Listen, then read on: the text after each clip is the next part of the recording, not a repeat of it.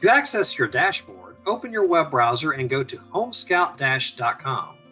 You will log into the dashboard with your email address and a password. If you do not have your login information or you find you have issues logging in, please contact HomeScout support at 888-774-6386 or via email at support@homescout.com, and they will be happy to assist you.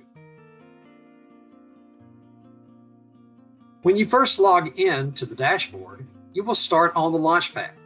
In addition to containing useful information, the Launchpad also serves as your gateway to other HomeScout tools and services. At the top of the Launchpad, you will find our support information. In addition to the phone number and email I mentioned already, you will see a third option that allows you to open our help site in a new browser tab. The help site can come in handy as you are learning about the HomeScout dashboard. Let's say you want to learn more about the leads section. You can type in leads and it will pull up all the pertinent articles related to leads. You will also see different sections within the help site.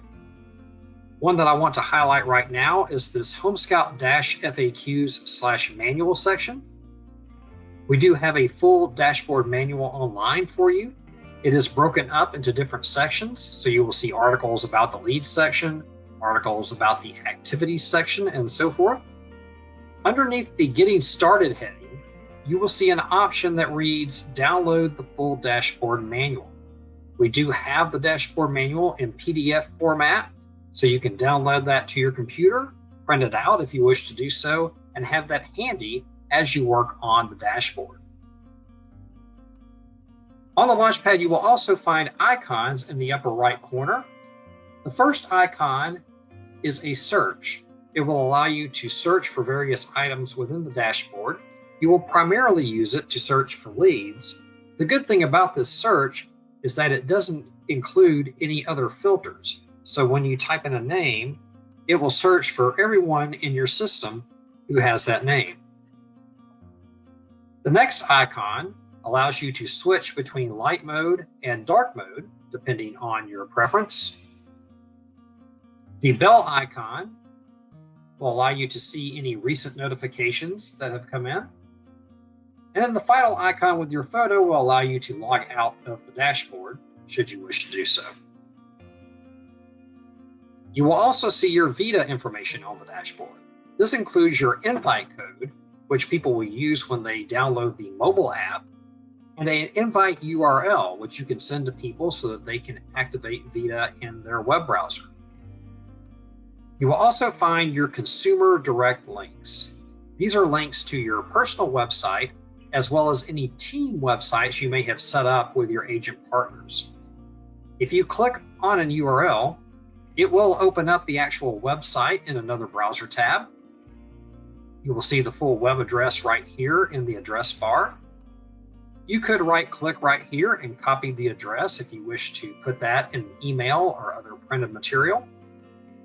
When you're looking at the links here, you may also right-click on the URL, and most browsers will allow you to copy that address. The other important thing to note here is that each of these sites has a 5-digit number associated with it. That number is what is known in our system as a group ID.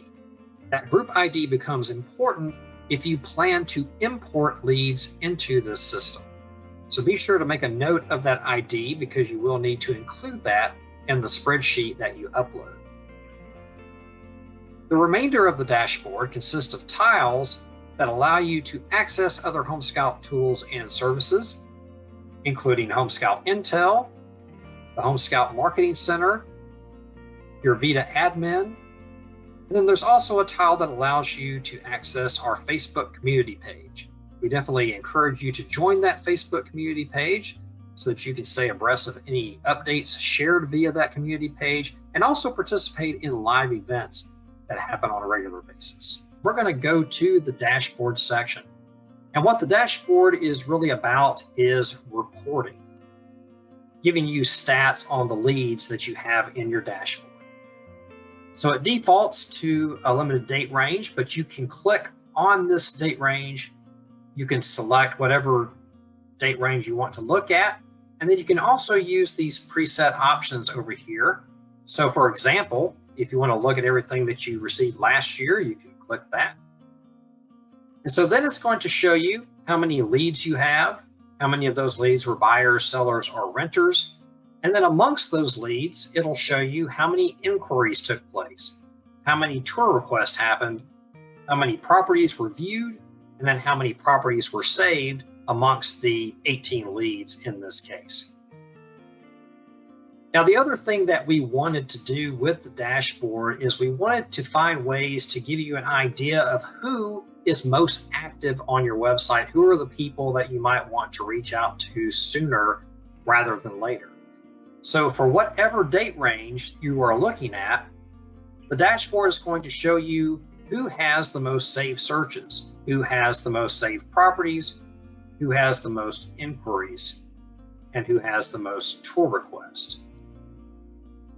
The other way that you can stay abreast of who is really active on your site is this recently active section. So in the recently active section, you have the option to look at, well, who's been active on my site within the last 24 hours, who has been active on my site within the last 3 days, and who has been active on my site within the last 7 days. So you can toggle that however you need to. The remainder of the dashboard consists of charts. You'll see your leads over time, your leads broken out by activity, your top groups. So if you do have some co-branded team sites, then you can see which sites are generating the most leads. You'll see lead distribution charts, and then also be able to see the top states and top cities that are being searched when people do those property searches on your site.